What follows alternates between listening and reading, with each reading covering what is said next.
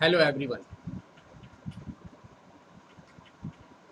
Scanner class permutation combination.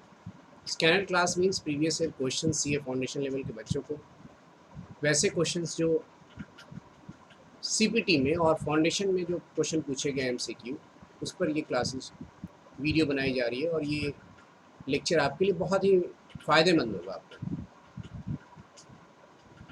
तो very first question यानी पहला क्वेश्चन मैं ले रहा हूँ स्कैनर क्लास में। पहली question, the number of triangles that can be formed by choosing the vertices from a set of 12 points. Question में राइट डाउन नहीं कर पाऊंगा, आप स्कैनर ले लो और स्कैनर पे क्वेश्चन देखिए one by one. Question number मैं लिखते जाऊंगा। मैं ये क्वेश्चन नंबर 1 है स्कैनर की और नंबर ऑफ ट्रायंगल फाइंड करनी है आपको। Number of triangle,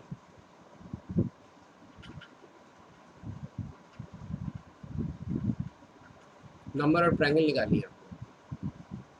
total points जो गिवन है सरफेस पर 12 पॉइंट्स है जिसमें 7 कोलिनियर है।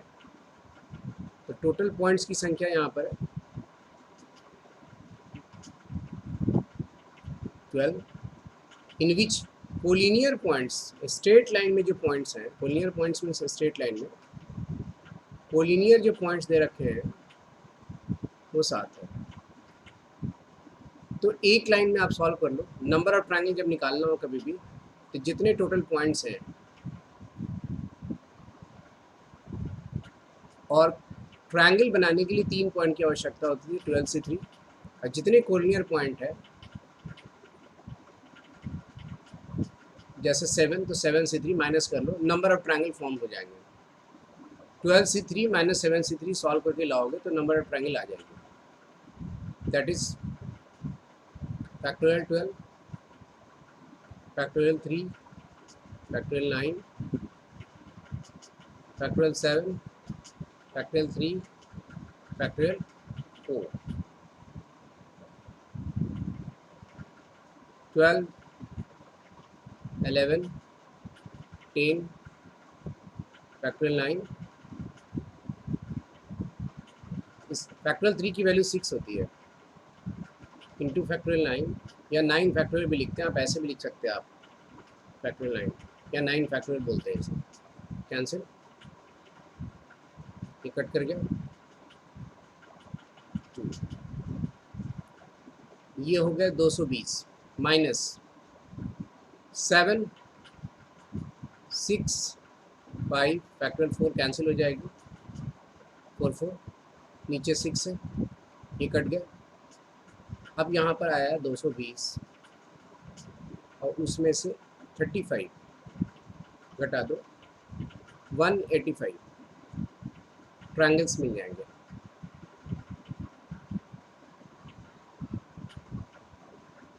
आंसर हो गया 185, that is option A. Permutation combination scanner class की जो परमिटेशन कम्बिनेशन में जो पहली क्वेश्चन है उसमें नंबर ऑफ ट्रायंगल निकालना है और उसमें लिखा है कि सरफेस पर 12 पॉइंट्स है, उसमें 7 पॉइंट्स कोलिनियर हैं। कोलिनियर पॉइंट्स है, ये कोलिनियर पॉइंट से ट्रायंगल नहीं फॉर्म हो सकता। अगर ये 7 पॉइंट अगर ऐसे होते, इस तरह से होते, तो 3-3 पॉइंट के कॉम्बिनेशन से, ये 3-3 पॉइंट के कॉम्बिनेशन से, सॉरी ये 3-3 पॉइंट के कॉम्बिनेशन से, ये 3 पॉइंट के कॉम्बिनेशन से मैं कई ट्रायंगल्स बना पाता।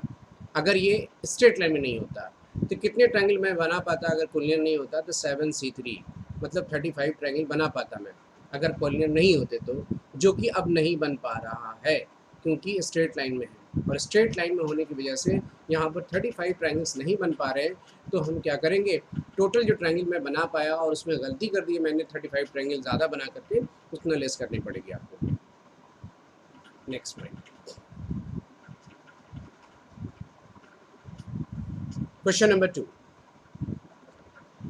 a code word is to consist of 2 English alphabet followed by 2 distinct number.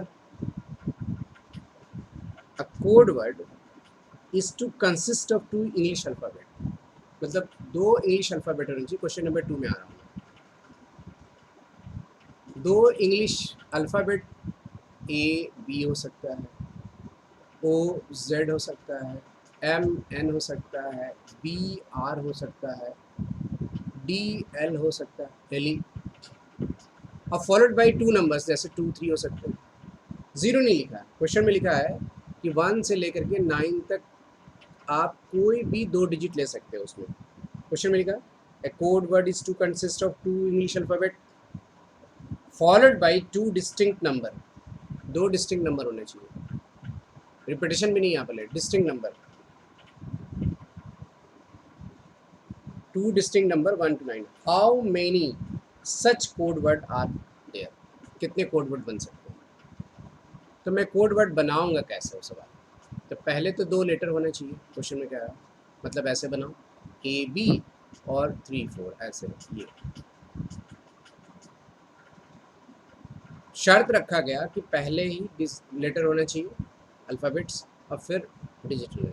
हाँ, ये आपस में अरेंज हो सकता है, ये 4 3 भी हो सकता है, ये बी ए भी हो सकता है, मतलब ये बाद में नहीं आ सकता बी ए। अब क्लियर हो गया। टोटल अल्फ़ाबेट्स की संख्या हमारा कितना होते हैं 26, उसमें से 2 लेटर को आप अरेंज करोगे तो 26 P2 लिखनी पड़ेगी आपको, NPR के फॉर्मूले से अरेंजमेंट हो रही है यहाँ पर। और 9 डिजिट्स यहाँ पर आपके पास है 1 से लेकर 9 तक, उसमें कोई 2 डिजिट आप जब अरेंज करोगे आपस में तो यहाँ पर लिखनी पड़ेगी 9P2 डिजिट के लिए, चूँकि 9 में से 2, 26P2 को जब सॉल्व करेंगे आप और 9P2 को जब सॉल्व करके मल्टीप्लाई करेंगे तो ये आपको टोटल कोड वर्ड मालूम हो जाएगी और ये सॉल्व करके आंसर देखो, आंसर आ जाएगी, ऑप्शन मैच कर जाएगा। ओके, थर्ड नंबर क्वेश्चन, ये क्वेश्चन नंबर 2 मैंने बता दिया। Question number 3,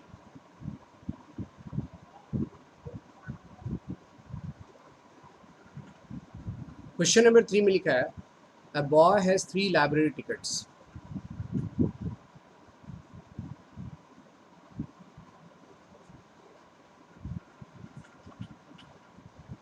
library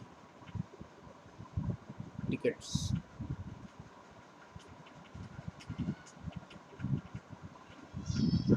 and 8 books of his interest in the library, और लाइब्रेरी में 8 बुक है उसकी इंटरेस्ट की।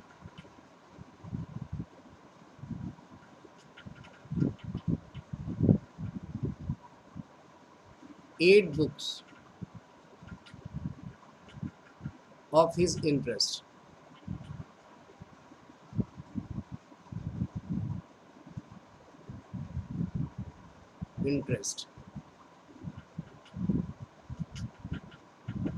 kept in the library.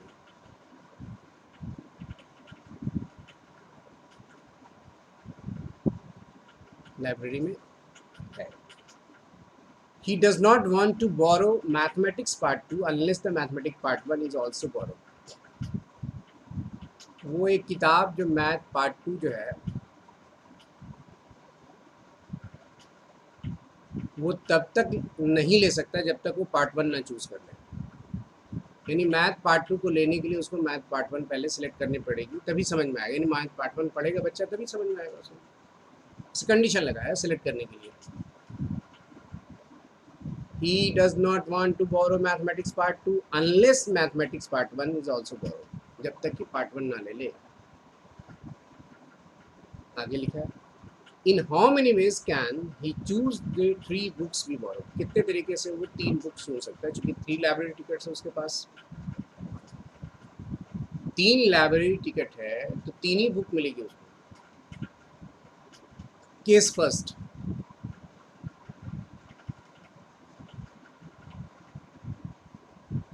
अगर वो math part 1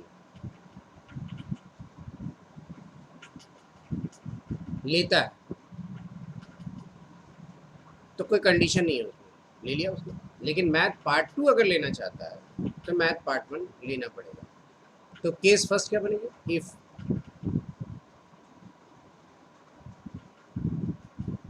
he want to choose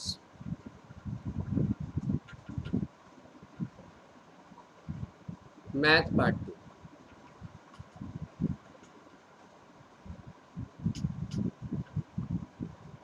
मतलब एक टिकट गया तो उसको क्या लेनी पड़ती है, मैथ पार्ट 1 भी। Then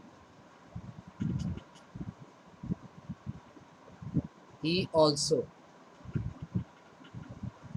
select math 1। दो टिकट गए उसके हाथ से, अब बची उसके हाथ में एक टिकट। पार्ट 2 लेने की वजह से एक टिकट देनी पड़ी, तो कह रहा है कि आपको पार्ट 1 भी लेनी पड़ेगी। कंडीशन है, लाइब्रेरियन बोल रहा है उससे कि पार्ट 1 लेनी पड़ेगी आपको, एक टिकट और दीजिए आप। चलिए, दो टिकट गए, एक टिकट बचा उसके पास।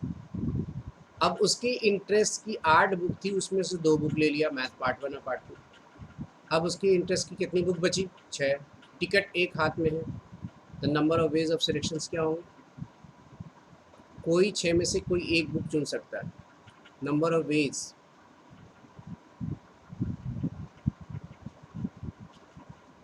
ऑफ सिलेक्शंस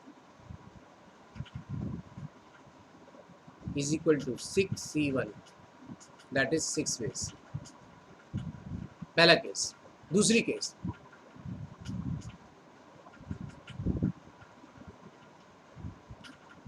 अगर वो मैथ पार्ट 2 नहीं लेता है,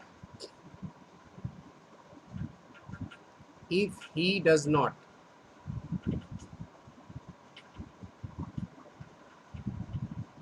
select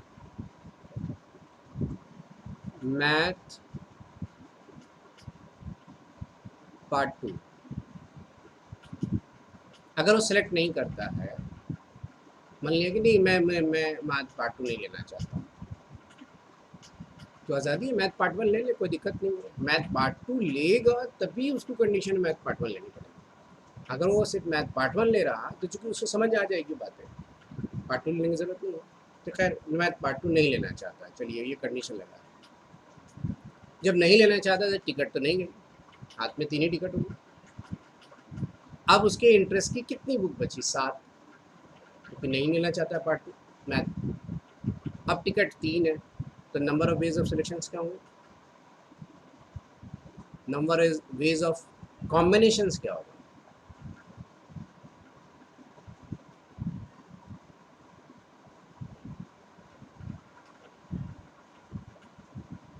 सिलेक्शन क्या होंगे, 7C3। क्योंकि उसने चुना कुछ नहीं, टिकट उसके हाथ में 3 है। मैथ पार्ट 2 में मैं नहीं लूँगा, कोई ले सकता है। 7C3 सॉल्व करेगा वो बंदा, 35/12 ऐसा कर सकता है। 7C3 की वैल्यू अच्छा है। तो total number of ways, book select करने का तरीका, टोटल नंबर ऑफ जो वेज होंगे वो क्या होंगे, टोटल नंबर ऑफ वेज 41, ये 35 और ये 6 वेज। जिस तरह का क्वेश्चन है उसके हिसाब से मैं 2 केसेस में बनाऊंगा क्वेश्चन। तो मैंने डिटेल बनाया, बच्चों को समझ में आता है तो 2 तुरंत बना लेता है वो। 7C3 + 6C1 सॉल्व कर दिया, आंसर आ गया। ये ऐसे बना।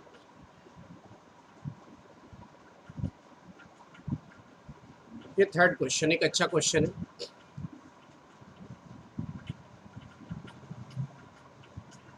Question number 4,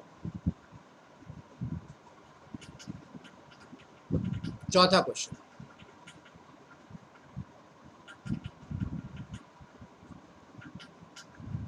an examination paper consist of 12 questions. Examination paper में 12 क्वेश्चन है और 2 ग्रुप में बटे हैं, group A, group B. Group A में 7 क्वेश्चंस दे रखे हैं और इसमें 5 क्वेश्चंस दे रखे हैं, टोटल 12 क्वेश्चंस हैं। क्वेश्चन में लिखा है पार्ट ए कंटेन 7 क्वेश्चन है, part B contains 5 questions. A candidate is required to attempt 8 questions, selecting at least 3 from each part। 8 question का आंसर देना है उसको पूरे में से, 12 में से, और एक ग्रुप से कम 3 क्वेश्चन का आंसर देने होंगे, कम से कम 3, at least 3 question. How many maximum veg can be the candidate select the questions. तो अगर 3 क्वेश्चन पहले ग्रुप से वो देता है बंदा, तो केस फर्स्ट क्या बनेगी वो सुन लीजिए आप। 7C3, अब 3 क्वेश्चन पहले से ले लिया है तो उससे आपको 8 क्वेश्चन का आंसर देने के लिए पाँचों क्वेश्चन आंसर देने पड़ेंगे आपको बी ग्रुप से, यानी 8 होना चाहिए उसे, तो 5C5 पहला केस। दूसरा केस, केस नंबर 2, अगर पहले ग्रुप से वो बंदा 4 क्वेश्चन देता है तो दूसरे से भी 4 देने पड़ेगी 8 क्वेश्चन का आंसर देने के लिए। पहले से अगर वो 4 क्वेश्चन कोई लेता है और दूसरा नहीं बनता, अब मान लो 3 नहीं बनता, 4 बन जाते हैं, तो 4 और देने पड़ेंगे उसको 8 क्वेश्चन का आंसर देने, तो दूसरे ग्रुप से चुनना पड़ेगा उसे। अगर पहले ग्रुप से वो 5 क्वेश्चन का आंसर देता है तो दूसरे ग्रुप से वो 3 क्वेश्चन का आंसर देने पड़ेंगे उसको। चौथा केस नहीं बन पाएगा। अगर वो पहले ग्रुप से 6 क्वेश्चन का आंसर देता है, वो पहले ग्रुप से 6 क्वेश्चन का, दूसरे से 2 देगा, तो क्वेश्चन में तो लिखा है कि किसी एक ग्रुप से 3 से कम नहीं देना है, तो 2 कैसे दे सकते हो सेकेंड ग्रुप से? तो 3 ही केसेस बनेगी ये, और ये तीनों केसेस को निकाल करके आप ऐड कर दो। याद रखो, जब कमेटी बनाई जाती है, 8 क्वेश्चन आपको सिलेक्ट करना है, तो 3 क्वेश्चन पहले ग्रुप से और 5 क्वेश्चन दूसरे ग्रुप से जब चुनते हो आप, पहले से 3 और दूसरे से 5, पूरा 8 क्वेश्चन होना चाहिए, तो वो बीच में मल्टीप्लिकेशन आएगी। अगर आप 3 क्वेश्चन चुन रहे हो और पूरा नहीं हुआ तो आप ऐड नहीं कर सकते हो, आप मल्टीप्लाई करनी पड़ेगी और फिर 5 चुनना पड़ेगा दूसरे ग्रुप से। तो जब तक कंडीशन फुलफिल ना हो तब तक मल्टीप्लिकेशन करते रहेंगे एनसीआर के क्वेश्चंस में, एनपीआर के क्वेश्चन में, यानी परम्यूटेशन कॉम्बिनेशन के क्वेश्चन में। तो 7C3 इंटू 5C5 जब सॉल्व करोगे तो 7C3 की वैल्यू 35 होती है और 5C5 की वैल्यू 1 होती है, और इसके केसेस को निकाल के जोड़ दो, देखो आंसर आ जाएगी। 7C3 क्या निकालोगे आप? 7C3 35 होती है, कैसे होती है फिर बता देता हूँ मैं आपको। 7 में से 3 गए 4, 7 बाहर करोगे, 6 बाहर करोगे, 5 बाहर करोगे, फैक्टोरियल कितना? 4, फैक्टोरियल 3, फैक्टोरियल 4, ये कैंसिल हो जाएगी, ये कट गया, 35 है। 7C3 की वैल्यू 35 है। 7C3 is equal to 7C4 होगी, क्योंकि ये दोनों का सम 7 के बराबर है, इसलिए इसकी वैल्यू है इसकी वैल्यू सेम होगी। 7C2 की वैल्यू 7C5 के बराबर होगी।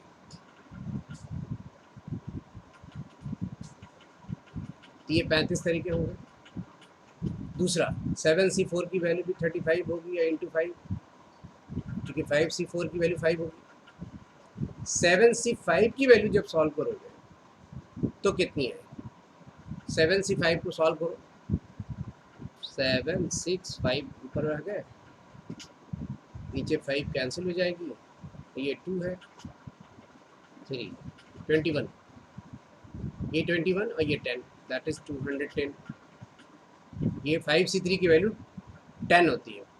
7C5 की वैल्यू आप निकाल रहे हो, 7 इंटू 6 इंटू 5, फैक्टोरियल 5 कैंसिल, 7 में से 5 गया 2, 2 2 3 जा 6, दैट इज 21, और ये 10 दैट इज 210, और ये निकाल लो 175, ये 35, ये ऐड कर दो, आंसर आ जाएगी।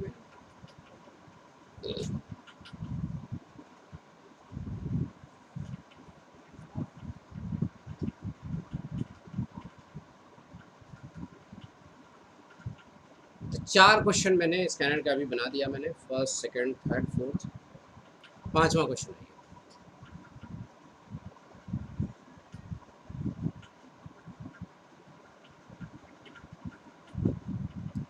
A Supreme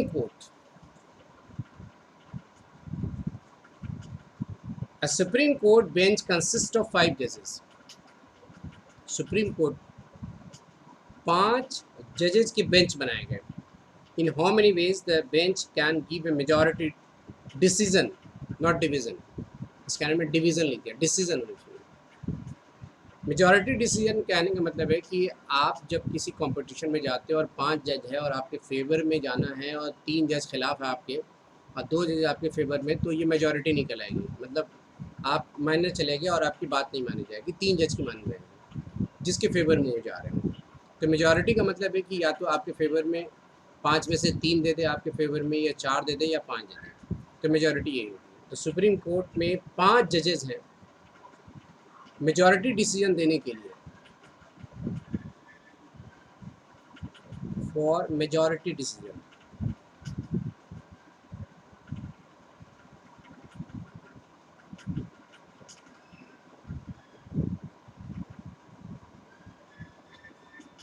पाँच में से 3 प्लस केस पूरे होंगे, या तो 5 में से 4 आपके फेवर में थे, या 5 में से पाँचों जजेस आपके फेवर में। ये मेजॉरिटी डिसीजन का है। 5C3 की वैल्यू बताया तो मैंने 10 होता है। 5C4 की वैल्यू यानी एक कम हमेशा है, तो समझो कि जो वैल्यू n की होती है वही वैल्यू आती है, और 5C5 की वैल्यू 1 होती है। मतलब 16 तरीके से टोटल सोचा जा सकता है मुझे मेजॉरिटी डिसीजन देने के लिए। Answer D.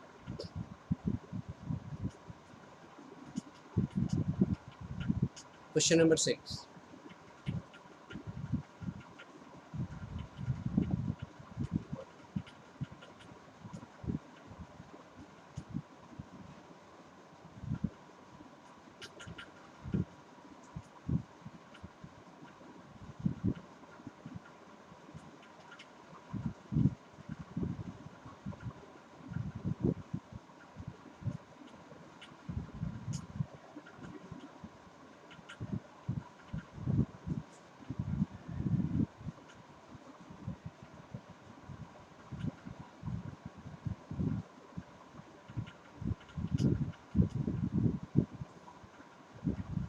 ये आपका क्वेश्चन है 6।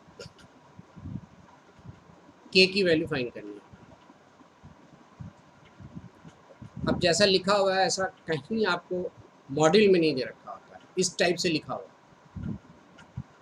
तो परमिटेशन कम्बिनेशन वाले बच्चों को पढ़ने, एक तो परमिटेशन कम्बिनेशन उसको टफ लगती है, और उस पर से इस मॉडल कुछ तरीके से बनाया, और जैसे स्कैनर में गया और प्रीवियस ईयर पेपर में कुछ और दे दिए गए, तो उसको और टफ लगने लगा कि है क्या आखिर। एक आसान सा क्वेश्चन भी उसको बहुत टफ लगने लगता है। तो एक्चुअली ये है कुछ नहीं, ये एन है और ये आर है, दैट इज़ मैं इसको ऐसे लिख सकता हूँ 7pk 60, और ये लिख सकते हैं आप इंटू 7pk-3। अब बन जाएंगे आपसे। आप चाहो तो ऑप्शन से बना सकते हो। जैसे पहला ऑप्शन के की वैल्यू 9 है, आप यहाँ 9 दे दो, आप यहाँ 9 दे दो, मतलब 7p9 हो ही नहीं सकता, पॉसिबल ही नहीं। बोले कैसे? एन की वैल्यू कभी भी छोटी नहीं हो सकती 8 से। तो पहला ऑप्शन गलत। दूसरा ऑप्शन 8, ये भी गलत। 8 है, ये भी गलत, क्योंकि 7p8 में कभी भी लिख नहीं सकता हूँ, गलत। 5 हो सकता है, 7p5 60, 7p5 में से 3 गए 2। अब इसकी वैल्यू आप सॉल्व करो, 7 फैक्टोरियल 2 फैक्टोरियल, 7 में से 5 गए 2, 60 फैक्टोरियल 7 में से 2 गए 5, 7 कैंसिल। आप क्रॉस मल्टीप्लाई करो, फैक्टोरियल 5 की वैल्यू 120 हो जाती है, ये क्रॉस में के यहाँ जाएगी। 60 और फैक्टोरियल 2 की वैल्यू 2 120, यानी दोनों इक्वल हो गया। इसका मतलब है कि 5 सही है के की वैल्यू। तो के की वैल्यू जो 5 सही है, दैट इज़ ऑप्शन सी सही है। तो ऑप्शन ऐसे बनाते हैं। पहले तो ये बात है कि आसान क्यों है ऑप्शन सी, क्योंकि कुछ वैल्यू ऐसी के की वैल्यू दे रखा था 9 और के की वैल्यू 8, जो कि पॉसिबल नहीं है, इसलिए कि 9 जब भी रखी जाएगी वो के की जगह रखी जाएगी, और के की जगह दैट इज़ वो आर का स्थान है, और आर हमेशा एन से छोटा होता है, या एन हमेशा आर से बड़ा होता है, यार ये कंडीशन है। तो पहले दो ऑप्शन हमने हटा दिया, तो आसान हो गया। सी ऑप्शन रखा और डी ऑप्शन रख लेंगे, अगर सी नीचे को तो डी रख लो, तो ये आसानी से ऑप्शन से बन जाते हैं question.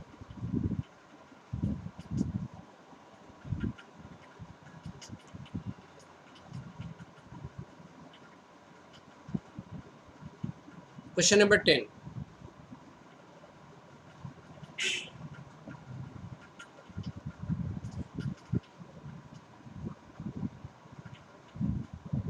Question number 10, in how many ways can a party of 4 main, main की संख्या 4 है, विमेन की संख्या भी 4 है,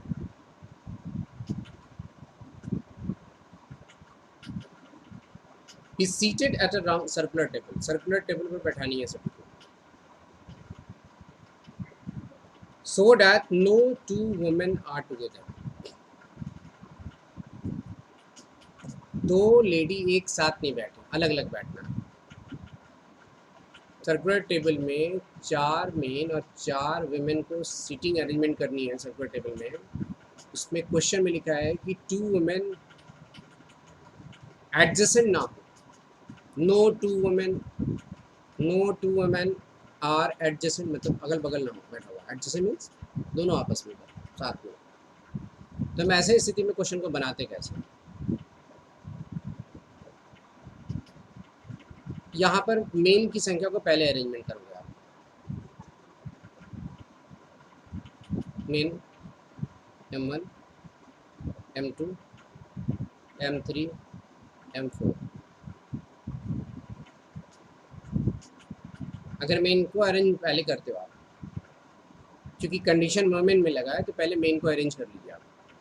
तो मेन की सर्कुलर अरेंजमेंट करोगे तो फैक्टोरियल 4 - 3 हो जाएगी, 4 - 1। सर्कुलर अरेंजमेंट में क्या होता है कि किसी भी पर्सन की सर्कुलर अरेंजमेंट करते हैं, जितनी भी पर्सन उसमें से एक लेस कर देते हैं, वो रूल है, फॉर्मूला है बता, n-1। क्यों होता है उसका अलग रीज़न है, डिटेल वाली बात समझने की चीज़ है। तो 4 - 1 सर्कुलर अरेंजमेंट मैंने कर दिया। मेन की सर्कुलर अरेंजमेंट, वेमेन की सर्कुलर अरेंजमेंट नहीं होगी। एक ही क्वेश्चन के सर्कुलर अरेंजमेंट में अगर 2 पर्सन आ रहे हैं या 3 पर्सन आ रहे हैं तो किसी एक का सर्कुलर अरेंजमेंट का रूल लगेगी, बाकी को सीटिंग अरेंजमेंट करूंगा मैं। इस क्वेश्चन में वेमेन का सीटिंग अरेंजमेंट कैसे होगी? सीटिंग अरेंजमेंट का मतलब है कि इसके बीच में दो M1 और M2 के बीच में एक ही वेमेन आ सकती है, क्योंकि 2 वेमेन को एक साथ नहीं बैठानी है आपको। यहाँ एक बैठाओगे, यहाँ एक बैठाओगे, यहाँ 4 बैठ जाओ, यानी ऑल्टरनेट। तो हमारे पास सीट भी 4 है, वेमेन भी 4 है, तो ऑल्टरनेट बैठाएंगे। सीटिंग अरेंजमेंट जब करूँगा मैं, इसकी सर्कुलर अरेंजमेंट नहीं करूँगा, तो डायरेक्ट मैं फैक्टोरियल 4 लिखूँगा। तो ऐसे कंडीशन में 2 वुमेन एक साथ नहीं है, वुमेन फैक्टोरियल 4 लिख लो, या फिर आप ऐसे लिख सकते हो 4p4 और ये फैक्टोरियल 3। फैक्टोरियल 3 की वैल्यू 6 और फैक्टोरियल 4 की वैल्यू 24, आंसर हो जाएंगे 144। और ऑप्शन भी match, C option, question number 10 का ये सी ऑप्शन है।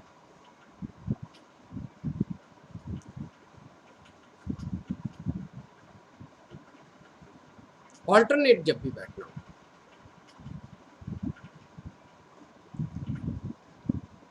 तो इसी तरह से क्वेश्चन बनाते हैं हम यहाँ पर।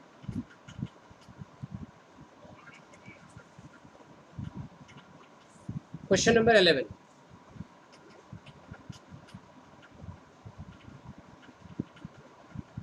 Find the value of sigma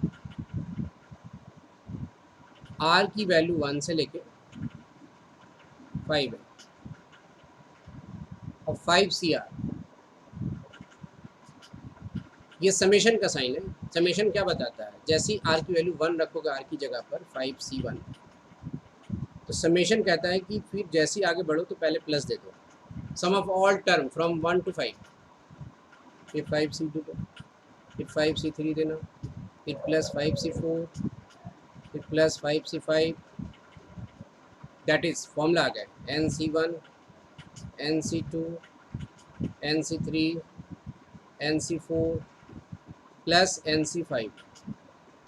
1 से लेके 5 तक के फॉर्मूले NC1, 1 और मोर वाला फॉर्मूला है। Number of total things n है और उसमें से एक से ज़्यादा की सिलेक्शन करनी है, तो फॉर्मूला होता है 2 की पावर n-1। तो यहाँ पर आपके पास 2 की पावर n-1 लिखोगे, दैट इज़ 2 की पावर 5-1 लिखोगे आप, क्योंकि n की संख्या 5 है। अब यहाँ घटा दो आप, 2 की पावर 5 होता है कितना, 32 -1, दैट इज़ 31 आंसर। यानी इसका आंसर 31 आ जाएगा, 31 वेज।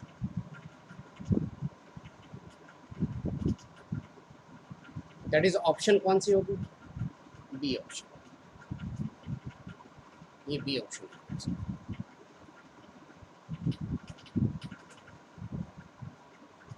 परम्यूटेशन कॉम्बिनेशन का स्कैनर क्लास की लेक्चर 1 है। मैंने ज़्यादा क्वेश्चन नहीं बनाया, और इसके लेक्चर जो और मिल जाएंगे, सेकंड लेक्चर, थर्ड लेक्चर, जितना भी बन पाएगा। जैसे छोटे छोटे वीडियो बनेगी तो ज़्यादा लेक्चर होगी, ज़्यादा बड़ी वीडियो बनेगी तो लेक्चर कम होगी, तो पूरी मैं बताऊँगा इसमें। तो आज इस वीडियो को यहीं तक रोकता हूँ मैं। नेक्स्ट वीडियो जब बनेंगे तो इसके बाद की क्वेश्चन, इन 11 के बाद जो क्वेश्चन आएंगे, जो अच्छे अच्छे क्वेश्चन आएंगे, जो सिंपल क्वेश्चन भी हैं कुछ ऐसे जहाँ पर ट्रिकी टाइप के बच्चों को नहीं समझ, वो भी क्वेश्चन मैं वीडियो के अंदर रखूँगा। तो हमारे वीडियो को ज़रूर सब्सक्राइब करें, लाइक करें और शेयर करें प्लीज़। ओके।